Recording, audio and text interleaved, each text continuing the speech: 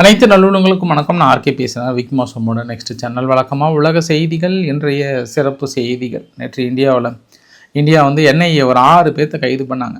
அமெரிக்காவை சார்ந்த ஒருத்தர் மேத்யூ வேன்கின்னு சொல்லிட்டு வேன்கி தான் சிஇஓவுக்கு நெருக்கமுள்ள ஒரு நபர். ஒரு முதலையவே வந்து தூக்கிட்டாங்க. இந்தியாவுக்குள்ளே பெரிய ஒரு சதி திட்டம் தயாராக இருந்தாங்க. ட்ரோன் தாக்குதல் நிகழ்த்துற மாதிரியான பெரிய ஒரு பிளான் பண்ணியிருந்தாங்க. அதை தடுத்துன்ற மாதிரி சொன்னாங்க. இது ஒரு பெரிய முதல்ல வந்து சிக்கிடுச்சு. பெரிய ஒரு நெட்வொர்க்கை தூக்குனாங்கன்ற மாதிரி சொல்லியிருந்தாங்க. ஸோ என்ன நம்மளுக்கு தெரிந்த தகவல்கள் என்ன அப்படின்னு சொல்லிட்டாங்க. கொஞ்சம் கலெக்ட் பண்ணிவிட்டு அதுக்கப்புறம் கொஞ்சம் ஜெலன்ஸ்கியோட வசனம் கொஞ்சம் அதிகமாக இருக்குது. அங்கே பார்த்துட்டு என்ன இன்றைக்கி யூகே வர வந்திருக்கிறார். அப்புறம் இந்தியாவுடைய தகவல். அப்புறம் மகாபிரபு இங்கேயும் வந்துட்டீங்களா அப்படின்ற மாதிரி ட்ரம்ப் அவர்கள் ஒரு டைலாக சொல்லியிருக்கிறார். அனைத்தும் ஒருங்கிணைந்த ஒரு தகவலாக பார்த்துட்டு நம்ம சம்பவம் இடத்துக்கு மறுபடியும் நைட்டு உங்களை சந்திக்கலாம். நம்ம அதுக்குள்ளே நைட்டாக நினைக்கிறீங்களா? வாங்க நண்பர்களே. ஸோ வீடியோவில் போகிறதுக்கு முன்பு நீங்கள் நம்ம சேனலை சப்ஸ்கிரைப் பண்ணலாம். சப்ஸ்கிரைப் பண்ணிட்டு வாங்க. மறக்காம பெல் பட்டன் கிளிக் பண்ணி ஆல் ஆப்ஷன்ஸ் கொடுங்க. அப்படி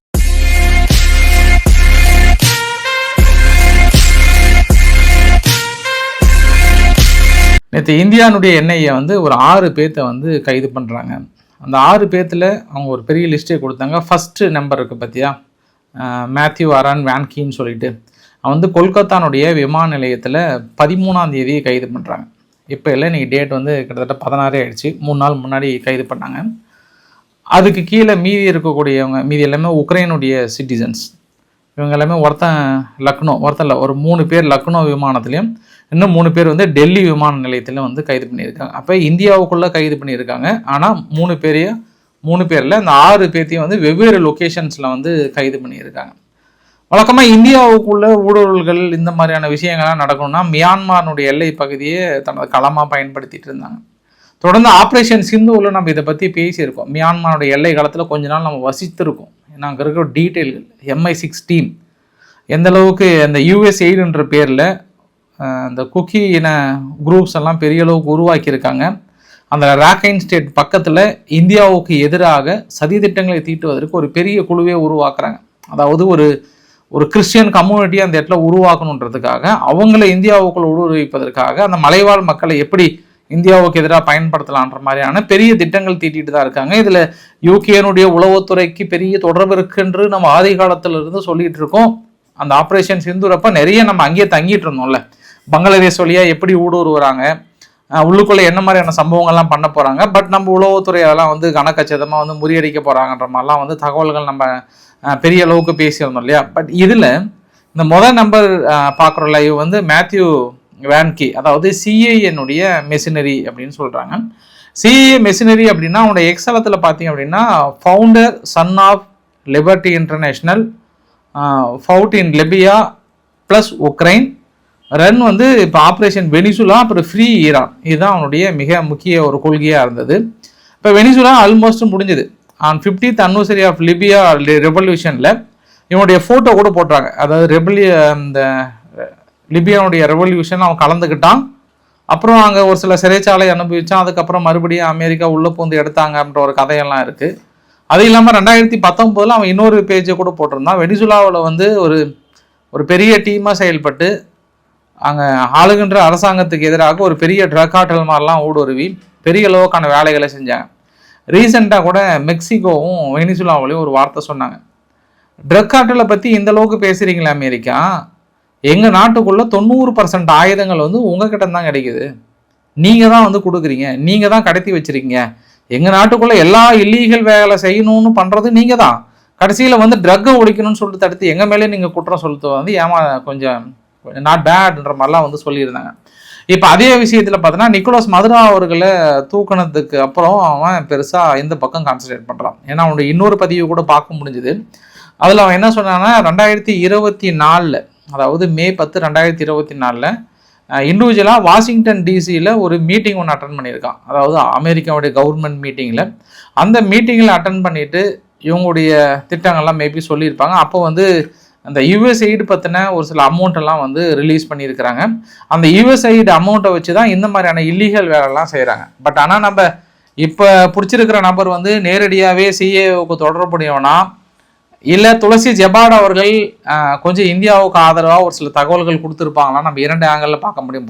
பொதுவாக இப்போ இருக்கக்கூடிய அமெரிக்க நிர்வாகத்தின் மீது நம்ம வந்து குறை சொல்கிறோமா அப்படின்னு நம்ம இன்னொரு ஆங்கிளில் பார்க்கணும். ஏன்னா இப்போ ட்ரம்ப் வந்து இந்த யுஎஸ்ஐடு ஃபண்டு வந்து நிறுத்திட்டாங்க. யுஎஸ்ஐடு முழுக்க ஒரு நாட்டில் சீர்குலைப்பதற்காகவும் அந்த நாட்டுக்கு எதிராக பயன்படுத்துவதற்கு தான் பெரிய அளவுக்கு பயன்படுத்துகிறாங்க. அதனால் நான் வந்து இப்போ ஃபண்டு நிறுத்துறேன்னு சொல்லிட்டு 2025 நிறுத்திட்டார் மனுஷன். ஜனவரியிலேருந்து பிப்ரவரியிலேருந்தே நிறுத்திட்டாங்க. அப்போ இவருக்கு அதுக்கப்புறம் வந்து ஃபண்டு வரல. அப்போ இவர் வாஷிங்டன் டிசியில் சந்திச்சது 2024 சிஏவில். அதுக்கப்புறம் இவன் எங்கே போனான் அப்படின்ற தகவல் வந்து சொல்லல. ஆனால் வெனிசுலாவுடைய வேலை முடிஞ்சது. இங்கே உக்ரைன்லேயும் வந்து சம்மர் சீசன் அவ்வளோதான், இந்த ஸ்ப்ரிங்கில் வந்து ஒரு பெரிய உள்ள நுழைய போகிறாங்க. பட் உக்ரைனுக்கு ட்ரபிள் கொடுக்கக்கூடிய நாடுகளில் நாங்கள் பயணம் பண்ண போகிறோம் அப்படின்ற ஃபைனல் ஒரு மெசேஜை வந்து கிட்டத்தட்ட பண்ணிட்டு தான் வந்திருக்கான். அப்போ உக்ரைனுக்கு ட்ரபிள் பண்ணக்கூடிய நாடுகளோட லிஸ்ட்டில் நம்ம இருக்கோம். அப்போ உக்ரைனுடைய சிட்டிசன் 6 பேர் இவங்க ஃபஸ்ட்டு மியான்மரில் போயிருக்காங்க. மியான்மரில் போயிட்டு பெரிய ஒரு குழுக்களை பார்த்துருக்காங்க. அந்த குழுக்களை சந்திச்சுட்டு அதுக்கப்புறம் இந்தியாவில் வந்து தடை செய்யப்பட்ட ஒரு சில குழுக்களை வந்து சந்திக்க மீட் பண்ண ட்ரை பண்ணியிருக்காங்க. அப்போ தான் இவங்களை பிடிக்கிறாங்க. ஆக்சுவலாக உளவுத்துறையெல்லாம் என்ன பண்ணுவாங்கன்னா, அந்த தடை செய்யப்பட்ட குழுக்கள் அவங்களா ஊடுருவி நிறைய வாட்ஸ்அப் குழுக்கள்லாம் வந்து இருப்பாங்க. அப்போ அந்த மெசேஜ் அடிப்படையில் தூக்கியிருப்பாங்களா, இல்லை ஒருவேளை சிஏஏ வந்து இண்டிவிஜுவலாக இவனை வந்து முன்னாடி இவன் அவுடேட்டடாக இருக்கிறான் அப்படின்ற அடிப்படையில் கொடுத்தாங்களா, இல்லை இந்தியாவே தூக்குனாங்களா? இது அந்த 3 ஆங்கிளில் நம்ம பார்க்க வேண்டியது இருக்கிறது. எல்லாரும் என்ன நிறைய ஊடகங்கள்லாம் பார்க்கும்போது இந்தியாவுக்கு எதிராக சிஏஏ பெரிய திட்டங்கள்லாம் ஈடுபட்டிருக்கு அப்படின்னு சொன்னாங்க. பட் எனக்கு இப்போ அந்த துளசி ஜபாடவங்க கொஞ்சம் இந்தியா கிட்ட வந்து கொஞ்சம் நெருக்கமாக தான் இருக்காங்க, அப்படி ஒன்றும் இல்லை. ஏன்னா 2024 இப்பயும் நம்ம கம்பேர் பண்ணும்போது. பட் எனக்கு தெரிஞ்ச தகவல் அடிப்படையில் நான் இப்போ உங்களுக்கு தொகுத்து சொல்லியிருக்கேன். ஏன்னா இன்னும் கொஞ்சம் நம்ம டீட்டெயிலாக ஸ்டடி பண்ணணும்னா எனக்கு குறைஞ்சது ஒரு 3-4 மணி நேரம் வேணும். ஆனால் எனக்கு கொஞ்சம் டைமில் நம்ம தான் ஃபுல்லாக அங்கே ஈரானில் இருக்கோம், அப்புறம் இஸ்ரேலில் இருக்கோம், அப்புறம் அரபு நாடுகள் அங்கேயும் இங்கேயும் நம்ம சுற்றி பயணம் பண்ணிகிட்டே இருக்கிறனால இந்த டேட்டாவை கலெக்ட் பண்ணி உங்ககிட்ட சொல்கிறதுக்குள்ளே எனக்கு போதும்னு ஆகிடுச்சு. ஸோ அதனால் இன்னும் கொஞ்சம் நான் கலெக்ட் பண்ணணும்னா, ஸோ இப்போது நிலைமைக்கு உக்ரைன் வந்து இந்தியாவுக்கு எதிரான ஒரு விஷயத்தை, அதாவது ட்ரோன் ஐரோப்பா வழியாக கொண்டு வந்து இந்தியாவுக்குள்ளே கொண்டு வரல பெரிய திட்டம் தீட்டியிருக்காங்க. ட்ரோன் மூலிமா தாக்கல் நிகழ்த்துறதுக்கும் இந்தியாவுடைய முக்கிய நிலைகள் அடிக்கிறதுக்கும் பயங்கரமான திட்டத்தில் இருந்திருக்காங்க. இதை வந்து பிடிச்சிட்டாங்க. அதனால் நம்ம வந்து இப்போ அக்யூஸ் பண்ண வேண்டியது ஜெலன்ஸ்கி தான். ஜெலன்ஸ்கி வந்து இந்தியா தொடர்ந்து நம்ம உதவி பண்ணுறதுனால அவங்க வந்து ஈரான் அப்புறம் இந்தியா இந்த நாடுகள் எங்களுக்கு எதிரான நாடுகள்ன்ற மாதிரியான அனௌன்ஸ்மெண்ட் கொடுத்துருக்காங்க. ஏற்கனவே ஜெலன்ஸ்கி என்ன சொன்னார்னா, எந்தெந்த நாடுகள் ரஷ்யாவுக்கு உதவியாக இருக்கிறதோ அந்த நாடுகள் அங்கேயே சென்று வேட்டையாடப்படும் அப்படின்ற மாதிரிலாம் பயங்கரமாக சொல்லிட்டு அங்கே லிபியாவுக்கெல்லாம் போயிருந்தன்ற மாதிரிலாம் சொன்னாங்க. அதனால் ஜெலன்ஸ்கி பண்ண வேண்டிய ஆள் தான், அவரில் களை எடுக்கப்பட வேண்டிய ஆளுன்ற மாதிரி. ரஷ்யா வந்து இன்னும் இஸ்ரேல்கிட்ட நிறைய கற்றுக்கணும். ஏன் இன்னுமே இவ்வளோ ஒரு போர் குற்றம் அது இதுன்னு மாற்றி நீங்கள் குற்றச்சாட்டு சொல்கிறீங்க, ஆனால் இது வரைக்கும் உக்ரைனுடைய தலைமையகத்துலையும் அங்கேயே கை வைக்காம இருக்கிறாங்க. அப்போ மனுஷன் எந்த டீசென்சியாக வந்து சண்டை போட்டுட்டு இருக்கிறார் அப்படின்றது இன்னொரு ஆங்கிளில் பார்க்க முடிகிறது. பட் எனியோ இந்தியாவுக்கு எதிராக ஏதோ சதி திட்டத்தை கரெக்டான நேரத்தில் பிடிச்சிட்டாங்க. பார்க்கலாம், உங்களுக்கு டைம் இருந்தது அப்படின்னா இன்னும் கொஞ்சம் நான் டீட்டெயிலாக சொல்கிறேன். நான் இது அடுத்தது இவங்க என்ன பிளான் பண்ணாங்க, எப்படி எக்ஸிக்யூட் பண்ணாங்கன்றது டீட்டெயிலாக சொல்கிறேன்னா, அடுத்து நம்ம அணுகுண்டு பாய்ஸ் செல்ஃபி பாய்ஸ் அங்கே ஆப்கானிஸ்தானுடைய மறுவாழ்வு மையம் ஒரு பக்கம் தாக்கல் நடத்தின பதிவுகளும், இன்னொரு பக்கம் அந்த ரீஹபிலிட்டேஷனில் போயிட்டு கிரிக்கெட் வீரர்கள் அங்கே போய் சந்தித்த பதிவுகளும், நிறைய பேர் வந்து போதை பழக்கத்தால் அடிமையாகிட்டு அங்கே ரீஹபிலிட்டேஷன் கிட்டத்தட்ட 3000 படுக்கைகள் இருக்குது. அதன் மீது இவங்க என்ன உளவு தகவல் கிடைச்சாங்கன்னு தெரியல, பாகிஸ்தான் அடிச்சிட்டாங்க ஒரே அடியாக. அதுவும் இப்போ ஆச்சு நெக்ஸ்ட் வீக் வந்து ரமலான் வருது, கொஞ்சம் தள்ளி வச்சுருந்தாங்கன்னா கூட பரவாயில்ல, டப்புன்னு அடிச்சிட்டாங்கன்ற மாதிரி பெரிய ஒரு குற்றச்சாட்டு. 400 பேர் இறந்து போயிட்டாங்க. நினச்சி பாருங்களேன், 400 பேர் அப்படின்றது பெரிய விஷயம். ஒரு நாட்டில் 7000 குண்டு போட்டால் கூட அவ்வளோ பேர் இறக்கல, 6000 குண்டு 7000 குண்டு போட்டு கூட அவ்வளோ உயிரிழப்புகள் வரல. ஆனால் ஒரே குண்டில் நீங்கள் அடிச்சுட்டு கேட்டால் நாங்கள் வந்து இராணுவ நிலைகளை குறி வச்சோன்னு சொல்லிட்டு சமாளிக்கிறாங்க பாகிஸ்தான் தரப்பில். எல்லாம் வசமாக மாட்டிக்கிட்டாங்க. இதுக்கப்புறம் இது ஐநாவில் முறையிட்டு எந்த அளவுக்கு பாகிஸ்தானை தனிமைப்படுத்த முடியும்னு தெரியல. பட் ஆனால் இதுக்கப்புறம் செல்ஃபி பாய்ஸ் வெகுண்டு எழ போகிறாங்க. யார் என்ன தடுத்தாலும் நீ பிரித்து மேயப்போன்னு சொல்லியிருக்காங்க. இந்தியா வந்து தனது கடுமையான கண்டனத்தை வந்து தெரிவித்திருக்கிறாங்க. ஒரு பொழுதும் இந்த தாக்குதலை வந்து ஏற்றுக்கொள்ள முடியாதுன்ற மாதிரி சொல்லியிருக்காங்க. இப்போ மண்டே விஜிட்டு உட்காந்துருக்காங்க. பாகிஸ்தான் யாருப்பா தகவல் கொடுத்தது, ஏன்பா அங்கே அடிச்சிங்க, நீங்கள் மறுவாழ்வு மையத்தை ஏன் அடிச்சிங்க, இதில் வந்து பாகிஸ்தான் மறுக்கிறதுக்கெல்லாம் இல்லை, ஆதாரங்கள் எங்ககிட்ட இருக்குன்றாங்க. ஆப்கானிஸ்தான் ஆதாரங்கள் இருக்குது, எல்லாமே எங்கள் கையில் இருக்குன்ற மாதிரி வந்து சொல்லியிருக்காங்க. பார்க்கலாம், பெரிய மோதல்கள் வெடிக்க போகிறதா அப்படின்ற இன்னொரு ஆங்கிலையும் பார்க்க முடிகிறது. அதே போல் நேற்று உக்ரைன் வந்து அங்கே முக்கிய ஒரு எண்ணெய் கிணறுகள் மீது தாக்கல் நிகழ்த்தியிருந்தாங்க. அந்த எண்ணெய் கிணறுகள் அந்த லிப்ஸ்னிக் அப்படின்ற ஒரு எண்ணெய் கிணறு ஒன்று, எண்ணெய் கிடங்குகள் ஒன்று தொடர்ந்து எரிஞ்சிட்டே இருக்குது. தொடர்ந்து ரஷ்யா இழப்புகளை சந்திக்கிறாங்க. 300 கிலோமீட்டர் 400 கிலோமீட்டர் தள்ளிலாம் போயிட்டு அடிக்கிறாங்கன்றது ஒரு கூடுதல் பதிவாக பார்த்துட்டு, அப்புறம் பதிலுக்கு இவங்க என்ன பண்ணுறாங்க, உக்ரைனுடைய இன்ஃப்ராஸ்ட்ரக்சர்ஸ், குறிப்பாக இந்த தானியங்கள்லாம் ஏற்றுமதி பண்ணுறாங்க இல்லையா, அந்த ஜாப்ரோசிஷியா பக்கத்தில் ஒரு போர்ட் ஒன்று இருக்குது அவங்களது, இந்த போர்ட்டை அடிச்சிட்டாங்க. 2 நாளாக அடிச்சிட்டு இருக்கிறாங்க. இந்த கடுமையான வறட்சி காலத்துலேயும் போர் காலத்துலேயும் கூட ஒரு 100 மில்லியன் அளவுக்கு நாங்கள் ஏற்றுமதி பண்ணோம். ஆனால் ரஷ்யா வந்து தீவிரவாத எண்ணத்தோடு இதை வந்து தடுத்து கொண்டு இருக்கிறதுன்ற மாதிரி சொன்னாங்க. இவங்க நடத்தின தாக்குதல் வேறு. இப்போ பதிலுக்கு அவங்க வந்து தீவிரவாத தாக்கல் நடத்திட்டாங்கன்ற ஒரு பெரிய ஒரு குற்றச்சாட்டு. மனுஷன் அந்த பிஸி நேரத்துலேயும் வந்து இப்போ ஜெலன்ஸ்கி வந்து கிளம்பி இங்கே யூகேக்கு வர்றாரு, வந்து காலடி வச்சிட்டாரு. வந்து ஃபஸ்ட்டு கிர் ஸ்டார்மர் சந்திக்கிறாரு, அப்போ அரண்மனைக்கு போகிறாரு, மன்னர் சந்திக்கிறாரு. அடுத்தடுத்த திட்டங்களை தீட்டுறாங்க. ரஷ்யாவுக்கு என்ன விதமான பொருளாதார தடைகளை போடலாம், எப்படிலாம் முடிக்கலாம், இன்னும் ஒரே ஒரு மாதத்தில் ரஷ்யா பெண்ணங்களை விட வைக்க ஓடுவது எப்படி போடுற பல திட்டங்களை தீட்டுவதற்காக மார்க் கார்னி அவர்கள் அங்கேருந்து கிளம்பி வராராம். நண்பா வா நண்பா, பிரித்து மேஞ்சிடலாம், அவங்க அமெரிக்கா கிட்ட கூப்பிட்டா நம்ம போயிடுவோமா என்ன, நீ தான் எனக்கு முக்கியன்ற மாதிரிலாம் இந்த செய்தி வந்து பார்க்கப்படுகிறது. அங்கே ஒரு மனுஷன் வெந்துட்டு இருக்கிறாரு, வாழ்வே மாயம் அப்படின்ற மாதிரி மனுஷன் வந்து வெந்துட்டு இருக்கிறாரு. அது இல்லாமல் இந்த மாதிரி ஆபத்தான நேரத்தில் வந்து நண்பர்களை கண்டறி அப்படின்ற மாதிரிலாம் வசனம் பேச ஆரம்பிச்சிட்டாரு ட்ரம்ப் அவர்கள். அதுவுமே ஒரு குறிப்பிடத்தகுந்த விஷயமா பார்க்க முடிகிறது. நேற்று ரஷ்யா அது இல்லாமல் ஒரு மொத்தம் 6 இடத்துல குறிவைத்து தாக்கல் நடத்தினாங்க உக்ரைனில். 11 பேர் பக்கம் இறந்து போனதாகவும் 55 பேர் பக்கம் இன்ஜூர்ட் ஆனதாக வந்து சொல்கிறாங்க. ஸோ தொடர்ந்து இந்த தாக்குதல்களை பெரிய அளவுக்கு நிகழ்த்தி கொண்டிருக்கிறார்கள். ஆனால் இதுக்கு முன்னெல்லாம் பார்த்தோம் அப்படின்னா ஜஸ்ட் ஒரு 350-500 ட்ரோன் தான் அனுப்புவாங்களாம் ஆவரேஜாக ஃபர் டேவுக்கு அந்த மாதிரி. பட் இப்போல்லாம் 600லேருந்து 800 அனுப்புகிறாங்களாம். இன்னும் கொஞ்ச நாள் போனால் 1000 கூட வந்துடுமா. இது எல்லாம் நாங்கள் எப்படி சமாளிக்கிறோம் அப்படின்னா, எங்கள் கிட்ட இருக்கக்கூடிய தடுப்பு சுவர் தான், நாங்கள் யூஸ் பண்ணுற ஆன்டி ட்ரோன் சிஸ்டம் தான். ஆனால் பாருங்கள், இதே இந்த கல்ஃப் கண்ட்ரிஸ்லாம் இருக்காங்கல்ல, அவங்கெல்லாம் பாருங்கள் 4 மில்லியனுக்கு மேலே செலவு பண்ணிட்டுக்கிறாங்க ஒன்று சுட்டு வீழ்த்துறதுக்கெல்லாம். ஆனால் நாங்கள் அப்படி இல்லை, நாங்கள் வந்து இந்த டெக்னாலஜி ஷேர் பண்ணுறதுக்கு வந்து நாங்கள் தயாராக இருக்கிறோம். அது இல்லாமல் தொடர்ந்து ரஷ்ய வீரர்கள் ஒரு 40,000-45,000 பேர் வந்து இழக்கிறாங்க.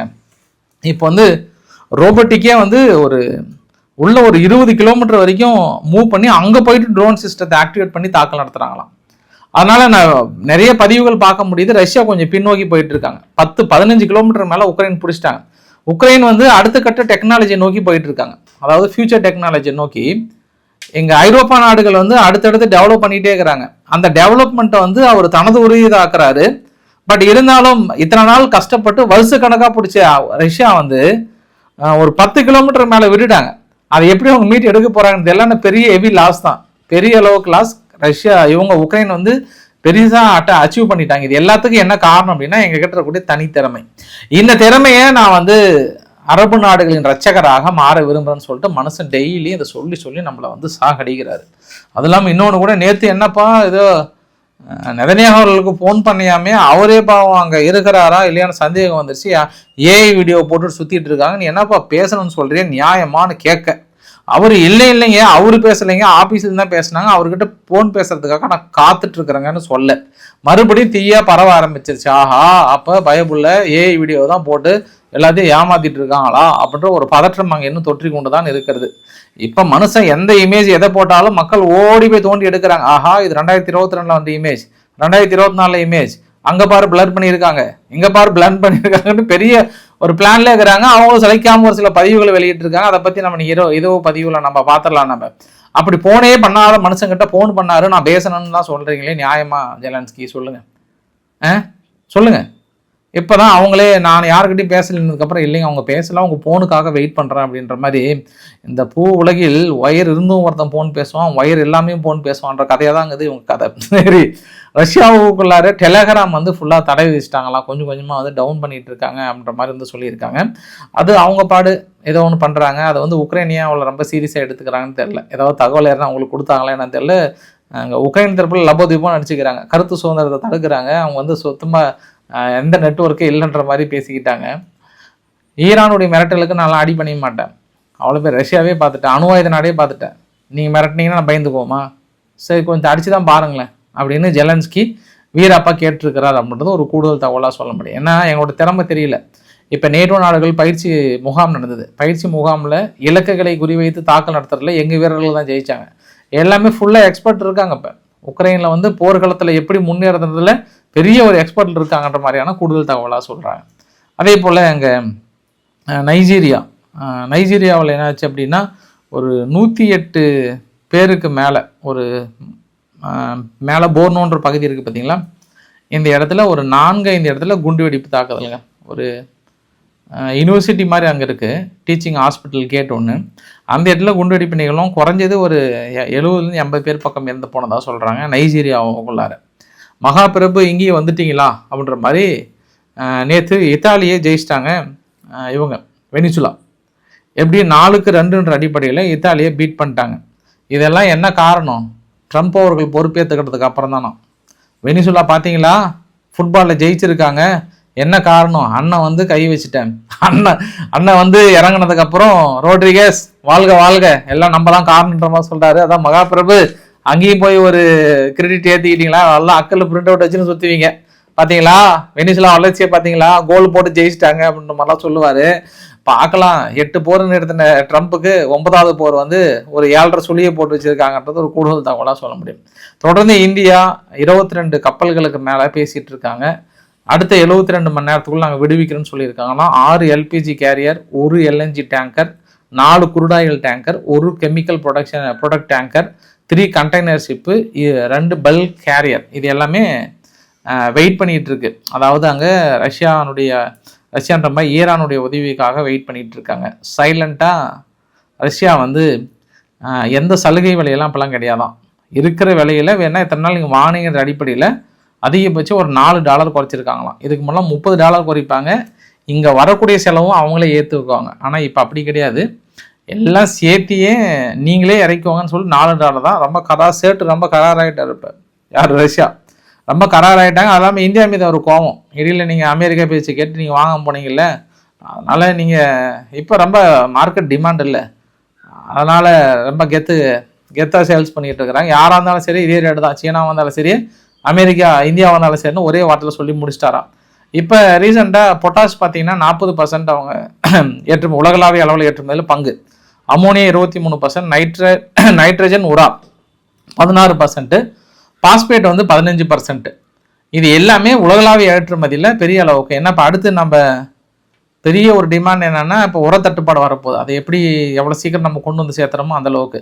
இது எல்லாமே பெலாரஸும் ரஷ்யாவும் நம்பி தான் இருக்குது. உலகமே 40%. அதனால் இப்போ வருகின்ற காலம் ரஷ்யாவுக்கு ஒரு நன்மை பயக்கும் காலமாக. இது ஐரோப்பா எப்படி சமாளிக்க போகிறாங்க அப்படின்றத பொறுத்து இருந்து பார்க்க வேண்டிய ஒரு விஷயம். அதே ஒரு வீடியோட நிறைவு பகுதியில் ஃபஸ்ட்டெல்லாம் அங்கே நம்ம பெட்ரோல் பிடிப்போம்ல, ஒவ்வொரு ஓனருமே, அதாவது பெட்ரோல் பங்க் ஓனருமே கிரெடிட் பேஸில் தான் பணம் கொடுப்பாங்க.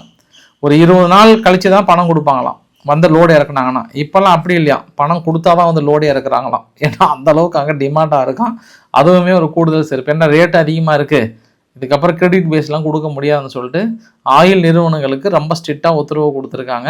ஆனால் எவ்வளோ விலையேறினாலுமே இதுக்கு முன்னாடி அந்த விலையை அவங்க ஈக்குவலைஸ் பண்ணதுனால இப்போ ஏறாமல் இருக்காங்க. இந்தியாவை தவிர பெரும்பாலான நாடுகள் வந்து பெரிய அளவுக்கு விலை ஏற்றிட்டாங்க. எல்லாருமே ஏற்றிட்டாங்க. இந்தியா மட்டும்தான் விலை ஏற்றாமல் வச்சுருக்காங்க. அது இல்லாமல் நம்மளுக்கு இடைவிடாமல் கிடைக்கிது அப்படின்றது மிகப்பெரிய விஷயம். நீங்கள் பாகிஸ்தான், ஸ்ரீலங்கா இங்கெல்லாம் நீங்கள் எடுத்துக்கிட்டீங்க அப்படின்னா சுத்தமாக இல்லை. அது ஸ்ரீலங்கா வாசிகளுக்கே நல்லா தெரியும்னு நினைக்கிறேன் நான். ஸோ இது ஓரளவுக்கான தகவலை கவர் பண்ணுறேன்னு நினைக்கிறேன். பிடிச்சதை லைக் பண்ணுங்கள், ஃப்ரெண்ட்ஸ்க்கு ஷேர் பண்ணுங்கள், சப்ஸ்கிரைப் பண்ணுங்கள். ரவிக்குமார் ஆர்கேஷன். நன்றி, வணக்கம்.